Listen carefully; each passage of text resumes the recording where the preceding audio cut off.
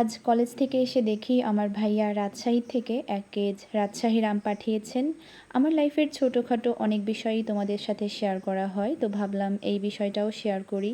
আমগুলোর quantity অনেক বেশি ছিল, তাই এত বড় একটা পাত্র লেগেছে। কিছু আঁশফল নিয়ে বসে পড়লাম আমগুলোকে আনপ্যাক করতে। এগুলাকে এভাবে রাখা যাবে না, তাহলে প্রত্যেকটা আম একসাথে পেকে যাবে। তো দ্রুতই আমগুলো অর্গানাইজ করে ফেললাম। এগুলো হচ্ছে রাজশাহীর ফ্রেশ ফজলি আম। প্রত্যেকটা আম অনেক ফ্রেশ ছিল। ভাইয়া সাধারণত প্রতি বছর একটা করে বাগান কিনে থাকেন এবং বাগানের আমগুলাকে প্রত্যেকটা আত্মীয়ের বাড়িতে পাঠিয়ে দেন।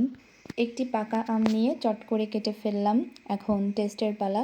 রাজশাহীর আম এতটা ফেমাস হওয়ার মেইন রিজন হচ্ছে এই আমগুলোর একটা স্ট্রং আলাদা ফ্লেভার আছে, যেটা সব থেকে কেনা আমের মধ্যে থাকে না।